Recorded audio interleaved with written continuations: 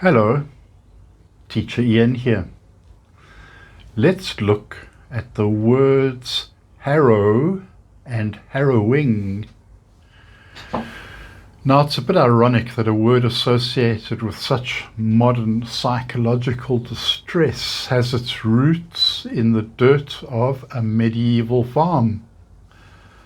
The evolution of harrow from a literal agricultural tool to a metaphor for mental anguish is quite a journey. Starting with the literal tool, harrow, which is a noun or can function as a verb. In its original sense, a harrow is a heavy frame set with teeth or spikes, and when dragged over ploughed land, it breaks up clods of earth, removes weeds, and covers seeds.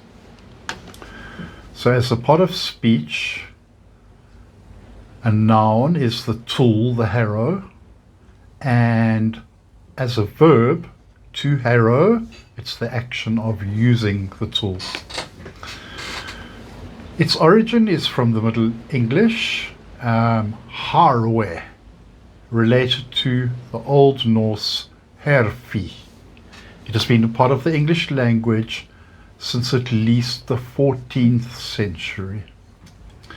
In the agricultural context, after ploughing the field, the farmer used a harrow to level the soil for planting. And next we have the metaphorical shift.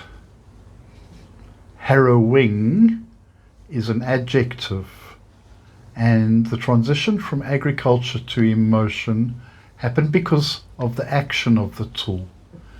Just as a harrow rips, tears, and disturbs the surface of the earth, a traumatic experience rips through one's peace of mind. So as a part of speech, it's an adjective describing an experience. The definition is something extremely distressing, agonizing, or painful. The origin, well, the adjectival use gained popularity as a way to describe things that harrow the soul. A contextual example, on the emotional front, she gave a harrowing account of her escape from the floodwaters. Cinematic, the documentary offered a harrowing look at the realities of life in a war zone.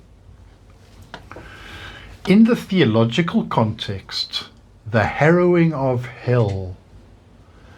You might encounter the specific phrase in literature or religious history in Christian theology.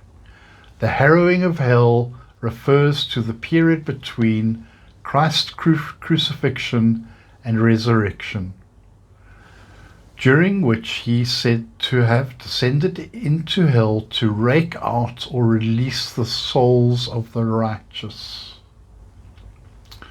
Here, harrowing acts as a verbal noun or gerund, implying a triumphant reclamation or a despoiling of the underworld.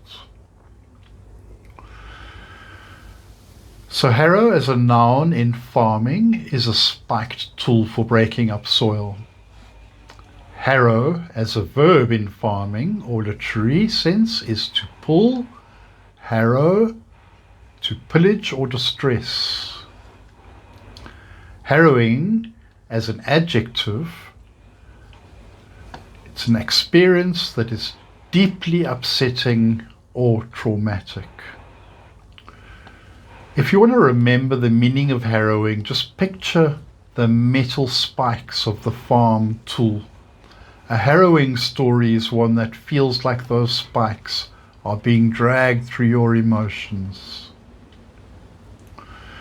To see how this word truly digs into the psyche, we look to literature.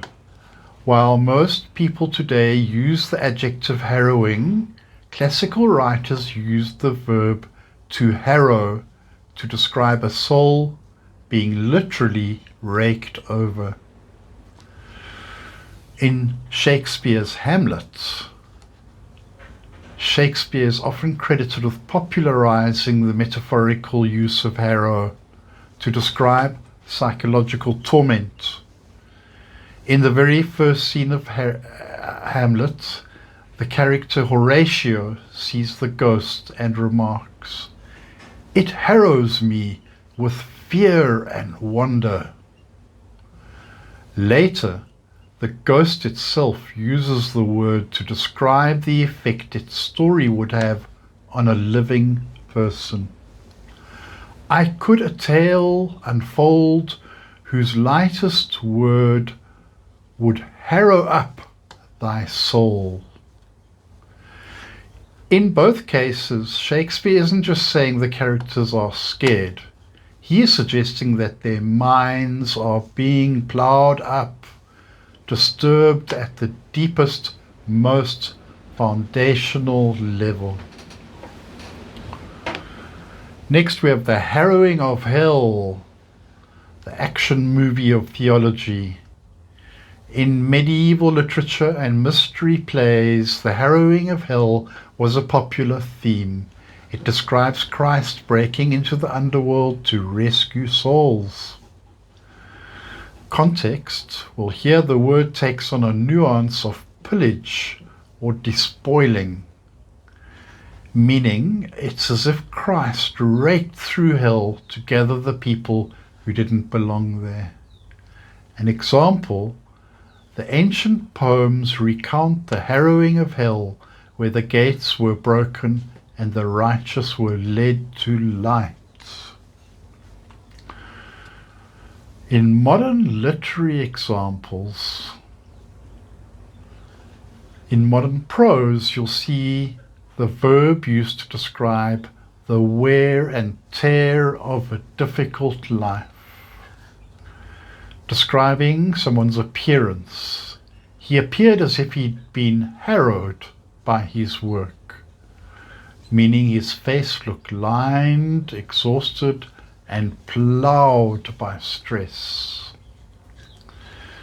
Describing sound, the mourning clarinet harrows the ear, using the word to describe a sound that is grating or painfully sharp.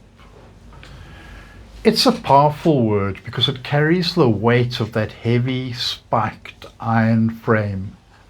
To be harrowed isn't just to be sad.